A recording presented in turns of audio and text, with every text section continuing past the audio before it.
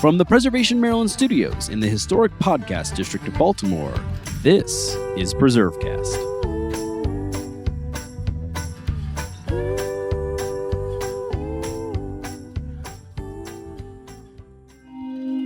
Americans have long admired the resistance, tenacity, and spirit of those brave souls who were travelers and conductors on the Underground Railroad. On this week's PreserveCast, we're heading back to those days to dredge up another chapter, and one far less proud, that of the reverse Underground Railroad, which brought captured, formerly free blacks back to slavery. It's a difficult history, but one we must confront, and we'll explore it with Dr. Richard Bell, a distinguished scholar who recently authored a book on this overlooked but important story from American history. Now, before today's episode, I want to ask you to consider making a quick donation to support this program. PreserveCast is powered by Preservation Maryland, a nonprofit organization, and during difficult times like these, every dollar helps. Your support keeps us on the air, making the case for the value, relevance, and importance of history in our lives, and we greatly appreciate it. To make a donation, you can visit PreserveCast.org and hit the donate button in the upper right-hand corner of the page. Thanks again for all your help, and keep on preserving. Now, let's get to the episode. Dr. Richard Bell is Associate Professor of History at the University of Maryland. He holds a PhD from Harvard University and is author of the new book, Stolen: 5 Free Boys Kidnapped into Slavery and Their Astonishing Odyssey Home. He's won more than a dozen teaching awards, including the University System of Maryland Board of Regents Faculty Award for Excellence in Teaching, the highest honor for teaching faculty in the Maryland state system. He has held major research fellowships at Yale, Cambridge, and the Library of Congress, and is the recipient of the National Endowment of the Humanities Public Scholar Award. He serves as a trustee of the Maryland Historical Society and as an elected member of the Colonial Society of Massachusetts and as a fellow of the Royal Historical Society. This is Nick Redding. You're listening to PreserveCast, and today we're very excited to be joined by Dr. Richard Bell, an associate professor of history at the University of Maryland. And we're going to be talking about Dr. Bell's newest book, Stolen: 5 Free Boys Kidnapped into Slavery and Their Astonishing Odyssey Home, and really talking about sort of this broader implication and story here in the Mid-Atlantic and American history. But before we do that, it's great to have you here. So let's start to get to know you a little bit better. Where did your fascination in this aspect of history and American history come from? What was your path to being a scholar of American history? Oh, well, one of the first things I think your listeners might notice about me from hearing me talk is that maybe I'm not actually from Maryland itself or from the United States more broadly. I'm British by birth, and I hope by sense of humor as well. I was born in North London, grew up not too far from London, and went to college just outside London. And in the UK in the 1980s, and I'm not convinced it's any different now, the study of American history, either in a K-12 environment or in college, was really an afterthought. I didn't do any American history, or colonial American history for that matter, in high school. And I went to college as a medievalist, medieval Europeanist, and really enjoyed that, but eventually ran out of courses. And this will be something that might resonate with some of your listeners, that I was looking around for one more course with 3 more credits. I needed to graduate. And it so happened that the professor teaching colonial American history had a course that met at the right time. So I went and took that course and completely fell in love with colonial American history. That had a lot to do with the skills of the professor, whose name is Betty Wood, who's recently retired from Cambridge University. And she was interested in ordinary lives, in social history, in cultural history, in the history of African Americans and the freedom struggle in America. And I was completely hooked. So I ended up writing a senior thesis on American history with her, which caused me to go and live in Richmond, Virginia for 3 months, one very hot summer, doing research. And then when I applied to go to graduate school, it became clear to me that this was the path I wanted to pursue, American history. So it was a relatively easy decision at that point to go to America to do it. So I got a PhD in the US, thinking as I was doing it that as soon as I was done, I would go back to the UK and try and look for a job teaching American history there. And of course, the job market says otherwise, right? The job market said those opportunities to teach American history are actually very few and far between outside of America and in the UK specifically. And so I was very fortunate to grab a job in the United States. I'm speaking to you today from my office in College Park, where I'm a professor of history at the University of Maryland. And I've been here about 13, 14 years. And I should also say that in graduate school, I met the person who's now my wife, who is a bona fide American. She's from Missouri, for goodness sake. It doesn't get much more American than that. You know, right? Growing up outside London, you never imagine you're going to be spending the rest of your life with a sweet country girl from Missouri. So was there always a passion for history before you even went into college? Did you grow up going to historic sites? I mean, albeit very different than the ones you're researching and writing about today, but was that sort of part of your upbringing too? It was, and it wasn't. My dad certainly has a sort of armchair interest in some aspects of British history. He's fascinated by Captain Cook, the 18th century explorer. But no, really, what turned me on to history as a discipline was something that happened in high school. And it's eerily similar to the story I just told you about college, which is that I was not interested in history. I was actively bad at it for many years until I got a change of teacher. And a new teacher came into my life in what would be, I think for you guys, maybe 9th grade or something like that, whose way of teaching really connected with me as a pupil, as a student. He was able to invest his own hopes in you and to make you want to exceed those expectations. I found that a really effective teaching device. It's not nearly as manipulative as I'm making it sound. And that drove me into his subject. So I've never looked back. I've had a succession of wonderful teachers, David Hopper in high school, Betty Wood in college, and Laurel Thatcher Ulrich in graduate school, who have changed my life in wonderful ways. So let's talk a little bit about your most recent book, and I guess I say most recent, and we can talk a little bit about the other things you've published on. But I think for the listeners, they should know that I actually endeavor to read any book that we talk about here and any author that we interview, and I must say that listeners should pick this up. It is a fascinating read. It is extremely well written and very easy to read. And I guess I should say it's easy prose. It's difficult to read because it is very difficult, challenging history, particularly you don't have to be a parent, but just to be a parent and think about a child being torn away and kidnapped and sent to slavery. But the title of the book, as I mentioned, is Stolen: 5 Free Boys Kidnapped into Slavery and Their Astonishing Odyssey Home.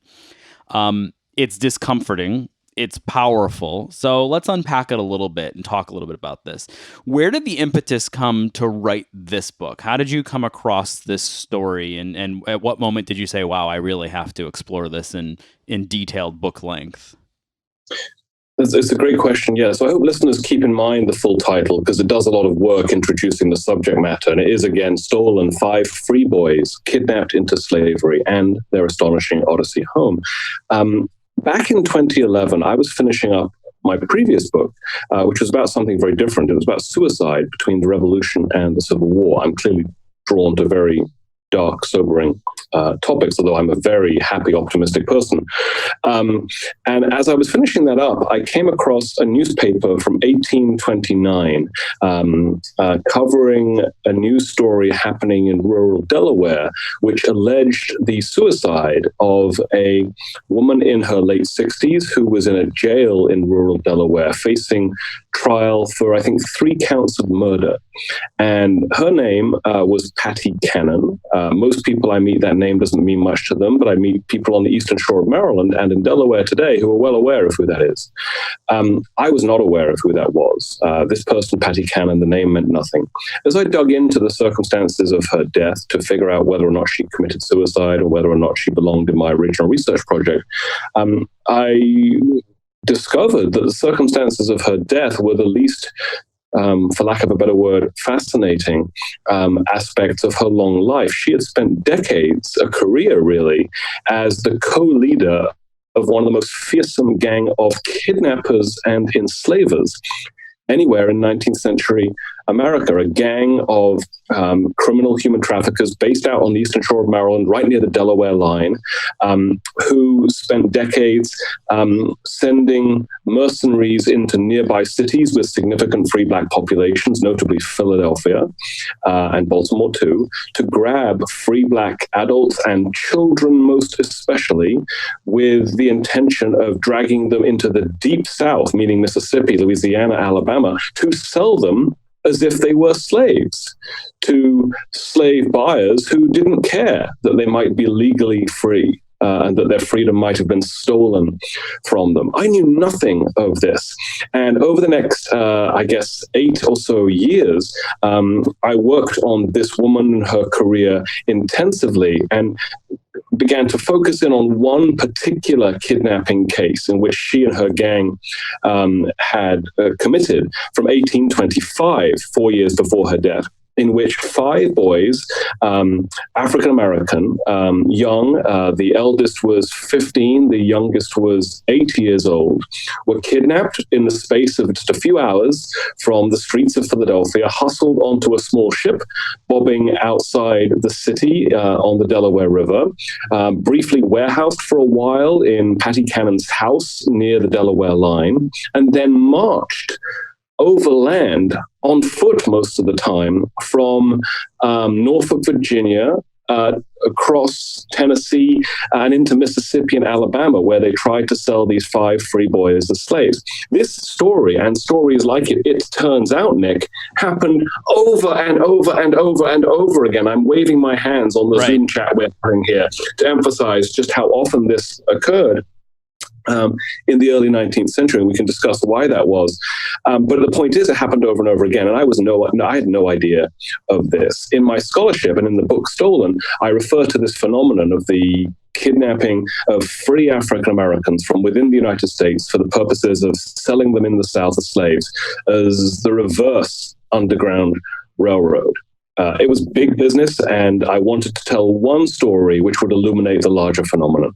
Yeah, and it's a story that the Underground Railroad obviously is something that, that is like drilled into American children's head starting as early as, I'm reading stories to my 4-year-old about the Underground Railroad and Harriet Tubman, and for good reason, right? But Americans are not as familiar with this idea of sort of this reverse Underground Railroad. I'm curious if you coined that term, and I'm also curious how extensive was this sort of return to slavery pipeline? Yeah, it's a great question. So for the record, I did not coin the term reverse Underground Railroad. You can find a Wikipedia page with that title, which predates me by several years. So I probably heard the term on the internet, where it's relatively common in certain chat groups and so on.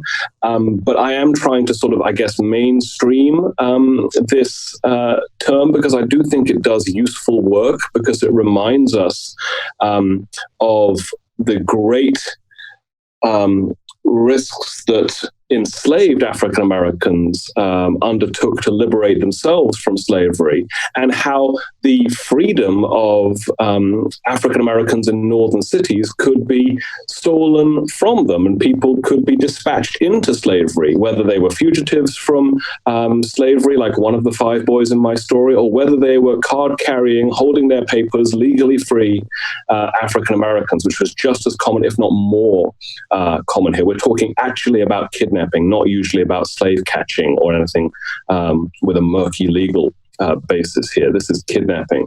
And yes, I don't think we know much about that these days. And so one of the goals of this book is to recover, preserve, and reconstruct this history and set it alongside the history of the Underground Railroad, because both things happened over and over again. In fact, one of the most troubling findings in my book is that the scale of what I call the reverse Underground Railroad was, to the best of our ability to tell, roughly equal to the scale of the Underground Railroad, which means, every year in the first 60 years of the 19th century, hundreds, if not thousands, of enslaved Americans would risk everything to achieve freedom on the Underground Railroad.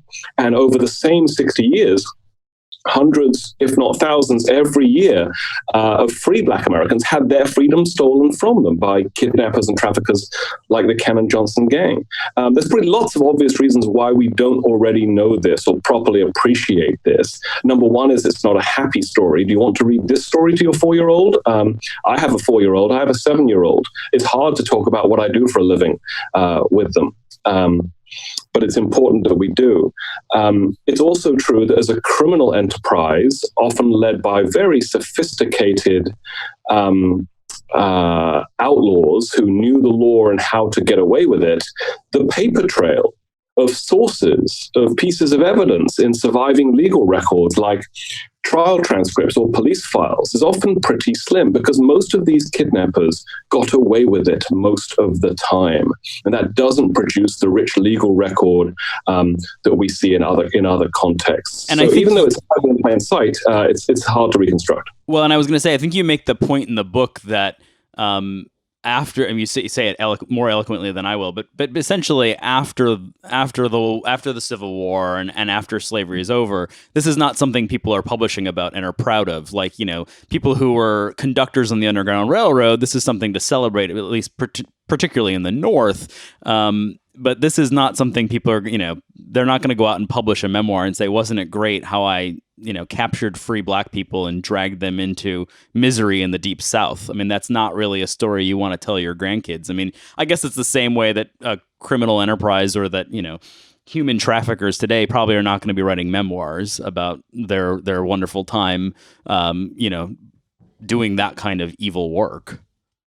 That's exactly right. And there's one more aspect to this we might just underline. And that is, I think, too often we tell ourselves a story about American history. And I'll just pause to say, notice I used we there to refer to Americans. I've been a US citizen for the last 2 years.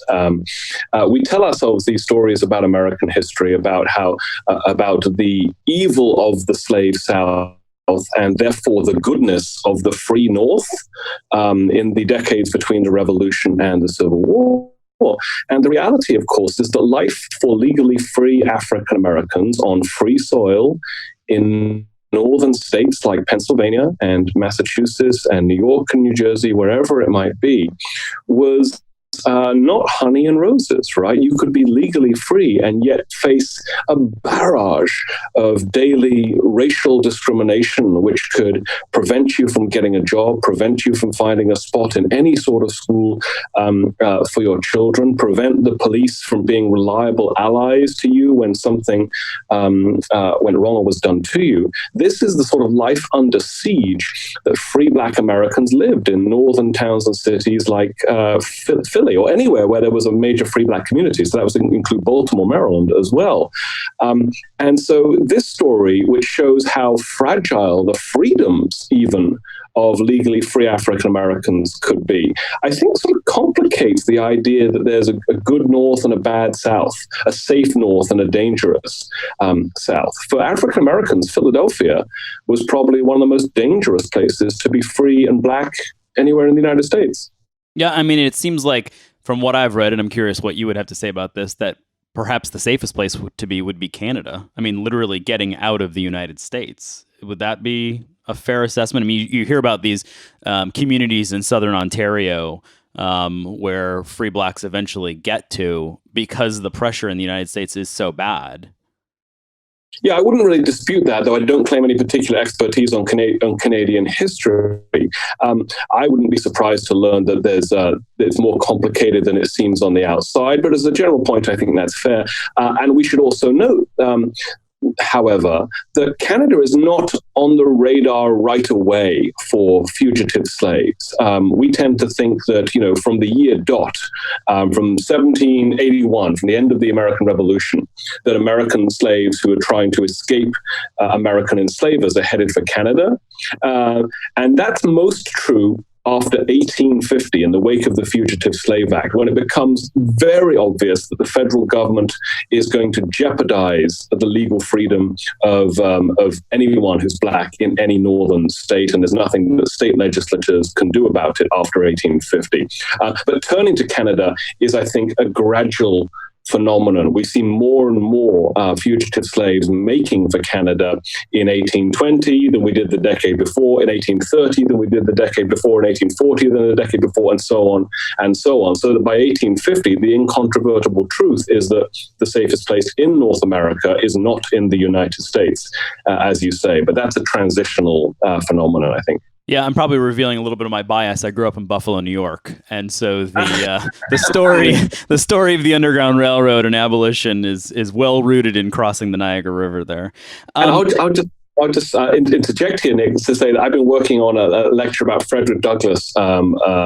Speaking of Harriet Tubman as a great Marylander I admire, there's the same goes double for Frederick Douglass, born in Talbot County in 1818. And one thing I was only dimly aware of that my research for this lecture I'm giving brought to light was that Douglass himself was someone who, as an abolitionist, didn't just talk the talk, but also walk the walk. When he lived in Rochester, New York, he turned his own business and his own house, along with his wife, into a sort of safe house for the Underground Railroad. And he wrote that at one time there were 11 fugitives under his roof.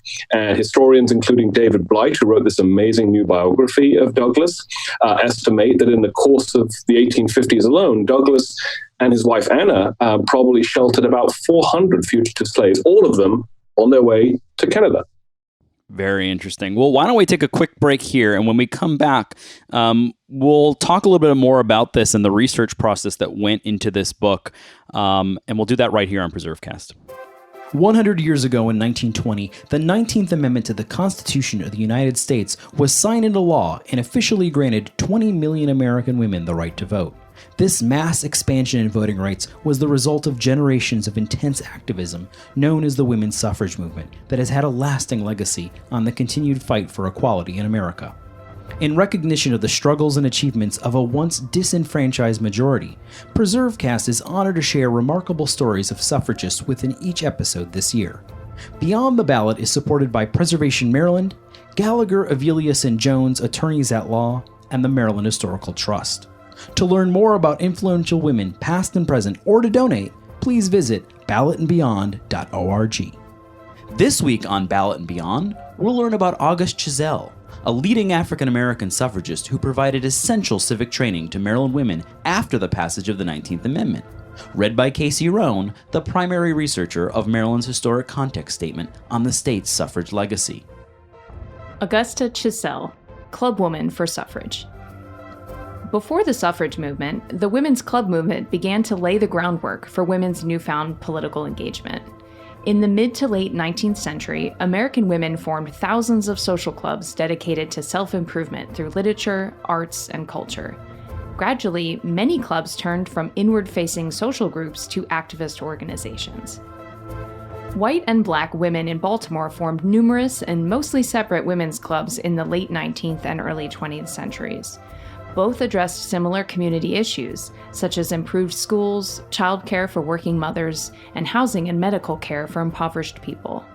In addition to these concerns, club women in Baltimore's African American neighborhoods also grappled with the threat of Jim Crow laws and the city's adoption of the nation's first residential segregation ordinance in 1910.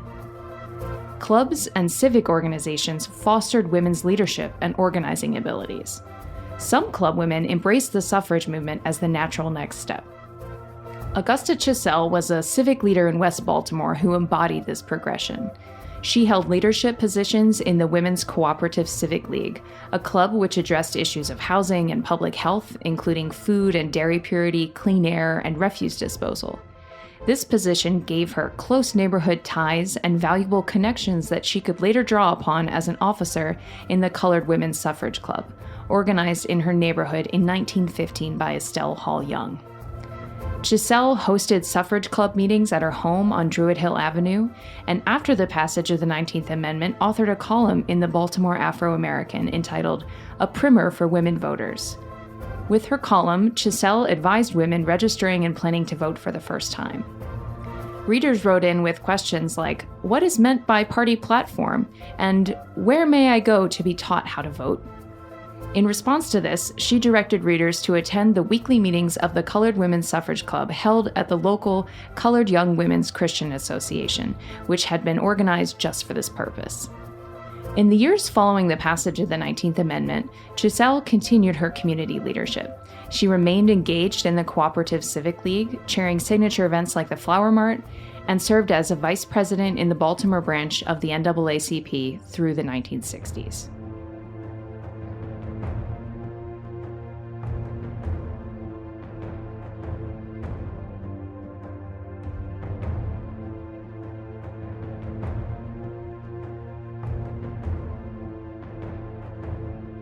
This is Nick Redding. You're listening to PreserveCast. Today we're joined by Dr. Richard Bell, an associate professor of history at the University of Maryland, and we're talking all about his new book, Stolen: 5 Free Boys Kidnapped into Slavery and Their Astonishing Odyssey Home. Before we took our break, we were talking all about sort of how you got into this book, how you stumbled into the story and Patty Cannon, and just the extensiveness of this reverse Underground Railroad. I think I mentioned to you as we signed on before we started recording that the book it's so well written that it almost reads like fiction. And there's such vivid detail. So I'm curious, normally it seems like these stories, from what you've said and what we've discussed, are very difficult to document. How were you able to do that? How long did it take? Were there particular resources that you came across that just made this story unfold in the way it did? Yeah, so that's a great question. I began with the couple of historical sources of which historians were already aware. So there was a small packet of letters to or from the mayor of Philadelphia, a man who'd eventually become involved in this case quite significantly, and who helped to achieve the return to Philadelphia of some, but not all, of these 5 boys. You remember the subtitle of my book is Their Astonishing Odyssey Home. Some, but not all of these 5 boys will liberate themselves, which is makes for a wonderful second half of a book, which opens with darkness, obviously, which opens with kidnapping. So I began with some letters to or from the mayor of Philadelphia, and I began with coverage of the disappearance of these boys in a single anti-slavery newspaper that took an early interest in it. And to be clear, historians have known about those 2 sources for a long time, but on their own, they were too thin and too few to sustain a whole book-length reconstruction. There's a reason no one's tackled this before, right? So I had to go digging around in any archive I could think of for news sources that maybe when stitched together could flesh this all out. I spent about 6 years of my life digging around for these sources, and there were a lot of days where I felt like I was finding nothing useful, nothing new. If you look for needles in haystacks, you find a lot of hay before you find any needles. I'm sure that's familiar to all of your listeners who have done genealogy or other types of history. But if you keep at it, you do start to find those needles. And in the course of about 6 years of research, I think I found more than 100 news sources about this case, buried everywhere. I think I was in 35 different archives in 14 different states and in DC. Including many archives in Maryland, because there's a significant Maryland component to this story, and a Delaware component, and a Philadelphia component, and a Mississippi component, an Alabama component, and a Massachusetts component.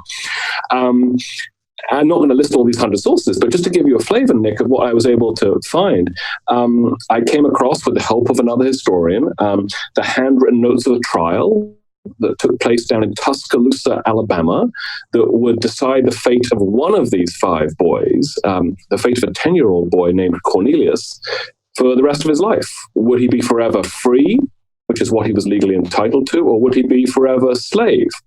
A jury of white Alabamians got to decide that. I came across something I thought I would never find, which is 2 letters authored by one of the members of Patty Cannon's gang, describing some of the roles of different gang members, naming some names, and then minimizing his own role in the gang to the point that it was non-existent, which is to say that last part was a lie.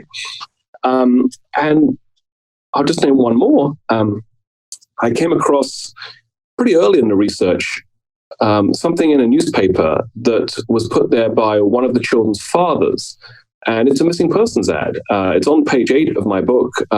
It runs under the headline, Boy Lost. And it describes one of these boys, Cornelius actually, in vivid, loving detail. It shares with readers the parents' suspicion bordering on certainty that he's been, I'm quoting now, seduced away by some evil-minded person with the purpose of enslaving him. And it's begging for information of any sort to ease the minds of what they refer to in the ad of his afflicted parents. You were talking about being a dad yourself. I'm a dad, as you know. Afflicted parents. That seems like the understatement of the century to describe what free black mums and dads must have been going through when their young children, 8 years old, 10 years old, 12 years old, disappeared, and they suspected, usually correctly, the very worst. Yeah, and which also suggests that this was as pervasive as you were describing, because you talk about in the book where adults in these communities oftentimes knew what to avoid and where not to go, and that's why they turned to children. And that, I think you talk about how Solomon Northup, which is 12 years a slave, is sort of an anomaly, actually. He is a well-to-do, literate, adult African American male, and that is very, very unusual, based on what you found, and which speaks to this fact that these parents kind of knew what probably had happened. Yeah, this is, well, at the time, we were talking about how we don't know this story nowadays, but at the time, everyone knew this was happening. This missing persons ad, Boy Lost, is one of dozens, hundreds, if not more, of similar missing children stories, notices placed there by black parents whose children have been kidnapped. And they often say that explicitly in these ads. Everyone knew this was going on, even though most white folks in positions of political power certainly chose to do nothing about it. So adults are certainly trying to live their lives on guard to make sure that they don't fall victim to the sort of ruses that Solomon Northup would as a 30-something-year-old man in upstate New York in 1841. And kidnappers get smart to this as well. Kidnappers turn to kidnapping children, number one, because there is actually a surprisingly robust market for younger people under the age of 16 as laborers and domestics in the Deep South. But number two, because adults, free black adults, are getting wise to this, and children, by virtue of their youth, naivety, and inexperience, are just not as on their guard as their parents are. So their parents live in constant fear that their children will be lured away, decoyed, or, physically carted away. And in the case of these 5 boys, the kidnappers used, I think, 2 different strategies, if I'm remembering. One of the boys has to be physically dragged away into a cart with a black gag put in his mouth so that he can be silenced while he is carted away. But the other 4 boys are sold a bunch of what Joe Biden would call malarkey about there being some fruit in crates on a nearby ship that needs unloading, and the work will take you an hour. You kids, you look hungry. How does 25 cents sound for an hour's work? Why don't you walk with me around this corner? And these kids, 4 of them, make the mistake of trusting that particular individual and going around the corner and walking onto the ship. And that's when they figure out they've made a tragic mistake. Yeah. Yeah, and this whole idea of capturing African Americans too. I mean, by background, I was a park ranger at Gettysburg, and there's a very large story of this even kind of continuing into the war, and the Confederate Army becomes this, in addition to being an army out there to preserve the institution of slavery, is rounding up during the Gettysburg campaign, for example, hundreds, if not thousands, of free blacks during their incursions north. So it doesn't stop until the Civil War ends, and it seems like during the Civil War it reaches this crescendo where they're just rounding up as much as they possibly can, which I guess suggests that as to what we're talking about here, this was well known, and this was a thing that you did, and it reaches this crescendo. And I don't know if anybody is looking at that, or if you kind of delved into that piece of this story at all, and kind of how it comes to its conclusion during the war. I don't. In fact, I tend to spend more time thinking about the legacies of this particular case and how it moved things like the anti-slavery fight forward. But you're right, this does continue up through the Civil War and perhaps beyond as well. We should think more about that, because generally we're too quick to assume that the Civil War stopped everything bad in American history. But you're absolutely right. And there's some great recent work which I just draw your listeners' attention to. If they want to learn more about the phenomenon of kidnapping free blacks outside of my book, Stolen, there's a slightly older book by Carol Wilson called Freedom at Risk.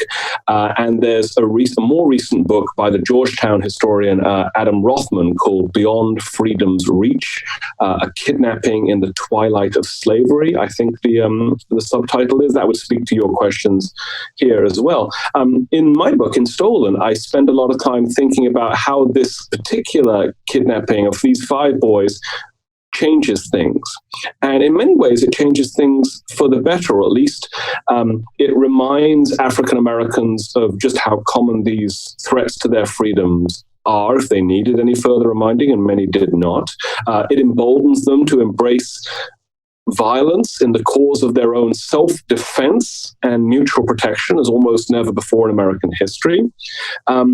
It shapes the larger anti-slavery movement by focusing abolitionists' attention, especially abolitionists who could then write their own pamphlets and speeches and books, etc., on the suffering of black families being ripped apart by kidnappers, but also by slave traders and by slavery itself. And the separation of families, as you know, Nick, becomes a major theme in anti-slavery writing in the second quarter of the 19th century.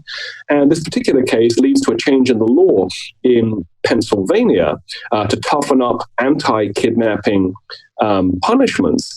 And that's a law that enrages Southern slaveholders and pro-slavery forces more so than almost any other state law passed in the North before the Civil War, and sets a snowball's chain of retaliations into motion, which culminates ultimately in the passage of the Fugitive Slave Act of 1850. So there are serious, important consequences that spin out from this seemingly little case of these 5 boys. And the 5 boys do all sorts of things to make these things happen. They are in some ways the protagonists and the central actors in my book.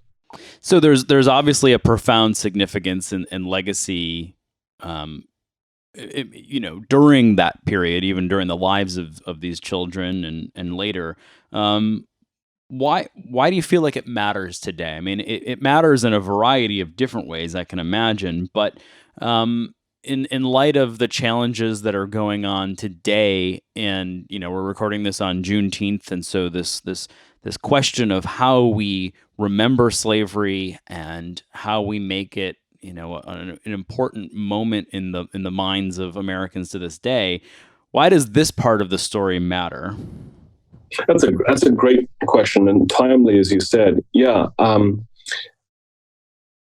Hopefully, we in America have been staring slavery in its face for a long time now. I don't think we've done as good a job at staring white supremacy in the face and recognizing that slavery was just one expression of racial oppression. And while slavery was outlawed, while race slavery was outlawed at the end of the Civil War, white supremacy has never been dismantled and has gone on to take many insidious forms after the Civil War. I'm thinking here of, sharecropping. I'm thinking here of the convict lease system. I'm thinking of Jim Crow era segregation. I'm thinking of the war on drugs and mass incarceration, and our present crisis regarding police brutality. I think we should be recognizing these things as part of a pattern of racialized domination, which contributes to intergenerational trauma amongst African American communities, and the people, our fellow citizens, and I'm a white guy, our fellow citizens can live in fear that the basic freedoms that I take for granted in this country can be readily trampled. And that is what we see with the African-American community in Philadelphia in the 1820s, that their legal freedoms are trampled, in this case by kidnappers, with obviously no respect for the law. And the separation of families of an oppressed population is not something either that's been confined to the pre-Civil War period, right? I think that Black Lives Matter. I think that families belong together. And I think what was happening and what may still be happening at the southern border of this country over the last few years is also evidence of the work that lays ahead for all of us committed to anti-racism. Yeah. It's a powerful statement. Hard to add to that. I am curious, since we are a preservation-themed and focused podcast, how do you feel about preserving sites associated with this reverse Underground Railroad? And are there any that you're aware of that have been protected, preserved, or even documented? I mean, the Cannon Gang, for example. Should we, we've gone to great lengths for good reason to document the Underground Railroad, and we have Underground Railroad byways and a Harriet Tubman National Park that spans several states. And that is all profound and important and a big step forward in the way we tell and preserve the story of slavery and American history in its totality. But what about this aspect of it? It's a really hard one. It honestly is. And I'm an historian, so I'm naturally biased to want to lean into the business of preserving historical sites and artifacts from America's past, and to be confronted by them in the American landscape at every turn. In this particular case, so many of the sites of the reverse Underground Railroad do no longer stand, and certainly were not actively preserved or commemorated, because we tended to put this in the dustbin of our memories, I think, as a nation for a long time. One exception to that, we talked about Patty Cannon earlier in the podcast, Nick, the co-leader of this particular gang, and one of dozens of these gangs around the United States in that period. The house she purportedly owned and lived in stands at a crossroads right near the Maryland-Delaware line, near the town of, I think it's Seaford, to use its current name. And there is an historical marker of the type you imagine in your mind outside, saying this was Patty Cannon's house. She did various things. There's two problems, unfortunately, with that particular attempt at historic commemoration. Number one, the site, the building, which is marked out as Patty Cannon's house, was built in the 1880s, 50 years after she's dead, and is definitely not the house that the marker thinks it is. And the marker itself is far more interested in, I would say, romanticizing or glorifying her career as a transgressor of gender norms, as a sort of super strength Amazonian Jack the Ripper. There's a sort of weird fetishistic interest the marker seems to take in the horrible violence she participated in, which I find very distasteful. You can see that same vibe in the nearby Seaford Historical Society Museum, I think it's called, where you can see a sort of animatronic Patty Cannon rocking back and forth in a rocking chair and cackling. It's really very, very creepy. So I'm going to try and have my cake and eat it here and say that I'm all for historic preservation and interpretation. I just wish it was at the highest professional standards. Yeah, and I think that speaks to the way that we've interpreted these stories writ large. I mean, it's not just Patty Cannon, but it's the totality of how we tell this story. And the National Trust for Historic Preservation and Preservation Maryland, for that matter, talks about telling the full history, and that involves telling it in such a way that doesn't border on romanticizing or fetishizing really strange and dark history, and that's important too. So what's next for you? What are you working on now? And if people want to learn more about you or they want to buy the book, how can they do that? Thanks for that. So, yes, I have a professional website, very easy to find me. It's richard-bell.com. And there's details there about how to contact me. If anyone out there would like a signed copy of the book, very easy to purchase one through me, through that website, richard-bell.com. You can also find it, obviously, in all sorts of bookstores everywhere you look. I'm working on 2 new projects right now, though guess what? Progress has been slightly slowed by the global pandemic, let me tell you that. I'm working on 2 projects. One is a short study of a person called Elizabeth Jennings, who lived in New York City in the 1850s, and like Rosa Parks a century later, refused to abide by contemporary transportation segregation policies and got on a streetcar she was not supposed to, and ended up in a legal battle to try to achieve urban transportation desegregation in New York in the 1850s. I'm trying to work on her, and I'm also working on a larger book about slavery, anti-slavery, and the railroads. And I don't mean metaphorical railroads, reverse underground railroad, underground railroad. I mean real railroads here, thinking about how railroads spread slavery, how slavery spreads railroads, and also about how enslaved people used railroads to achieve freedom, and how the anti-slavery campaigners in the North, like Frederick Douglass, used the spread of railroads to spread their message wherever they could. Interesting. Yeah, I guess you don't really think about the railroads and their interconnection with that. I don't know if I'm familiar with too much published on that, so that definitely is interesting. Send it my way, because I'm in the early stages and want to make sure I'm not reinventing the wheel here. Well, right, and it's intertwined with the story of American expansion westward, which of course is directly confronting. Are we going to be a half slave, half free? Where does slavery expand? And the railroads are following that right along out west. So that's very interesting. Final question, most difficult for most people. Your favorite historic place or site? Oh my goodness. I'm going to go totally off the wall, because there's nothing to do with anything we've talked about today. Nothing at all. Good. My favorite place on earth is also an historic site. It is the Royal National Theatre on the south bank of the River Thames in London, not too far from where I grew up. It is a brutalist building built in the architectural style of massive slabs of concrete at weird angles.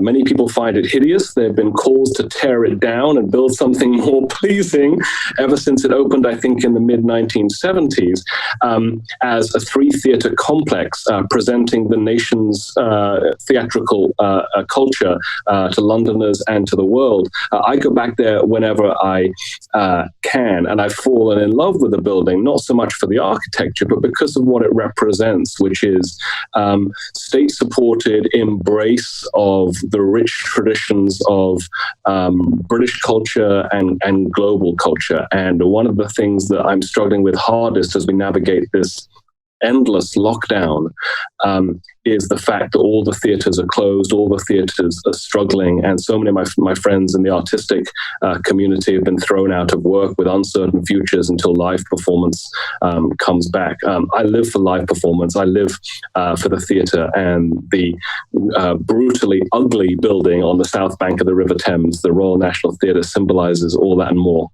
for me about what I miss about being fully alive. Well, fantastic way of putting it, and just a great interview full of unique contradictions. The Brit turned American history scholar who studies the antebellum period but loves brutalist architecture. I mean, what a perfect way to end this. Rick, it's been a pleasure talking with you today, and so glad to have you on PreserveCast. Looking forward to reading what you write next. Cheers, Nick.